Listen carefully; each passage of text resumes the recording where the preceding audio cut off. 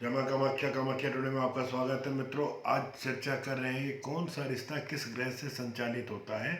ज्योतिष के अनुसार 9 ग्रहों का हमारे संपूर्ण जीवन पर पूर्ण अधिपत्य होता है। इन्हीं ग्रहों के शुभ और अशुभ प्रभाव से या अशुभ प्रभाव की वजह से हमें जीवन के हर क्षेत्र पर सफलता और असफलता प्राप्त होती है। चाहे वो कैरियर हो, दाम्पत्य जीवन हो, रुपया पैसा हो, सभी पहलुओं पर ग्रह का विशेष प्रभाव होता है। यहाँ तक कि घर परिवार में पिता पुत्र माता भाई बहन से हमारे कैसे रिश्ते हैं, ये भी ग्रहों की दशा ही तय करती है। आज इसी दिशा में हम आगे बढ़ते हुए आज की चर्चा में हम ये जानने का प्रयास करेंगे कि हमको आपको कौन सा रिश्ता किस ग्रह से संचालित होता है। जैसे पिता का रिश्ता, 9 ग्रहों के परिवार में मुखिया सूर्य ही हमारे परिवार के मुखिया अर्थात हमारे पिता के कारक माने जाते हैं। कुंडली में सूर्य के मजबूत होने पर पिता पुत्र या पिता पुत्री के संबंध बेहद सुखी रहते हैं। वहीं अगर सूर्य कमजोर है तो जातक के संबंध अपने पिता से खराब होने लगते हैं। कुंडली में सूर्य की स्थिति को मजबूत बनाने के लिए हमें रोजाना सुबह जागने के बाद सूर्य को प्रणाम करना चाहिए। इसके साथ स्नान के बाद में सूर्य को अर्घ देना चाहिए। आदिदेव नमस्तुंभे प्रसीदमं भास्कर दिवाकर नमस्तुंभे प्रभाकर नमोस्तुते। दादा दादी के पक्ष में, दादा दादी के रिश्ते में हमें ग्रहों के परिवार में से सबसे ज्यादा मजबूत संपन्न माने जाने वाले देवताओं के गुरु बृहस्पति दादा दादी के ओर से लोगों के साथ संबंधों की दिशाओं को तय करता है। गुरु के मजबूत होने पर आपके संबंध इनसे बेहतर और बेहतर होते रहेंगे। वहीं आपके कैरियर में भी आपको सफलता मिलती है। गुरु को मजबूत करना चाहते हैं तो आप अपने दादा दादी का खास सम्मान रखें, उन्हें समय समय पर उपहार देते रहें।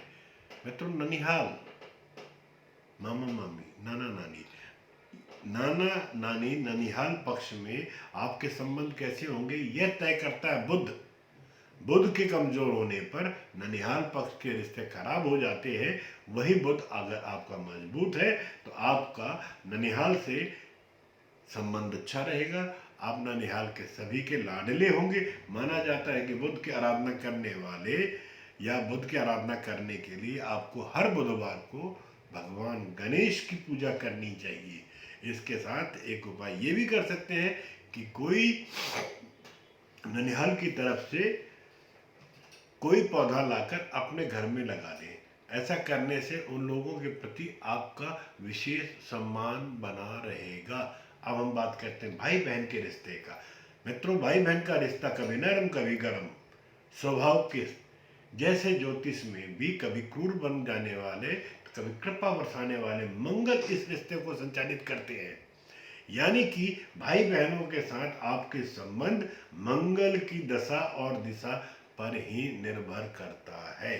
मंगल के कमजोर होने पर यह रिश्ता कमजोर पड़ने लगते हैं और आपके घर की एकता की कड़ी टूटने लगती है। यदि आपको मंगल को मजबूत रखते हैं तो ये संबंध खुशहाल बने रहते हैं। और मंगल को मजबूत बनाने के लिए आपको रोजाना हनुमान जी की आराधना करें। अब मैं तो बात करूंगा मैं पत्नी के साथ आपका रिश्ता। कहा जाता है कि जोड़ियां तो आसमान से बनकर आई है, लेकिन क्या आपको पता है कि उन जोड़ियों को इस धरती पर संभालने का काम शुक्र करता है। शुक्र ग्रह के मजबूत होने से पति पत्नी के संबंध बेहतर, मधुर और प्यार बनने वाला होता है। शुक्र को मजबूत करने के लिए हर शुक्रवार को भगवान के आगे लक्ष्मी नारायण के रूप में पूजना चाहिए। माता के साथ आपका रिश्ता कैसा है? माँ के शीतल, सरल और ममतामयी स्वभाव के अनुरूप ही ज्योतिष में भी उनको शांति और शीतलता का प्रतीक माने जाने वाले चंद्रदेव से जोड़कर देखा जाता है। अर्थात माँ के साथ आपका रिश्ते को संचालन करने का दायित्व चंद्रदेव ने उठा रखा है। चंद्रमा आपकी कुंडली में कमजोर होने पर व्यक्ति बीमार, अवसादग्रस्त हो जाता है। और उसके माता के साथ संबंध भी अच्छे नहीं रहते। चंद्रमा की दशा सुधारने के लिए माँ का सम्मान करें, उन्हें पसंद रखें, माँ के चरण को छूकर ही घर से बाहर जाएं और वापस आने के बाद अपनी माता से पुनः आशीर्वाद लें। अब मित्रों बात करूंगा मैं आपके सहकर्मी सहयोगी ऑफिस के में आपके साथ काम करने वाले लोगों के साथ। क्या आपको पता है कि सभी रिश्तों के बीच में ऑफिस में आपके कलीग्स के साथ आपके संबंध कैसे, यह भी मायने रखता है। और इन संबंधों को संचालन करने का कार्य क्रूर माने जाने वाले ग्रह शनि, राहु और केतु।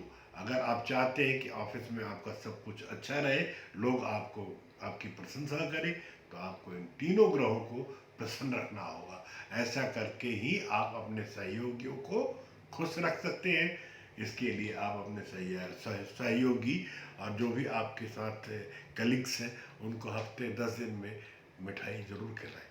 मित्रों, ये छोटे छोटे से उपाय हैं जिसको करके आप अपने जीवन को एक सही दिशा, एक सही सार्थक जीवन जीने के लिए अपने आप को प्रेरित कर सकते हैं। आज की चर्चा आपको कैसी लगी कमेंट बॉक्स में अपने विचार जरूर लिखिएगा। अब आपसे इजाज़त ले रहा हूँ और पुनः आपसे मुलाकात होगी नए विषय नए चर्चा के साथ। जय मां कामाख्या। आपका दिन शुभ हो।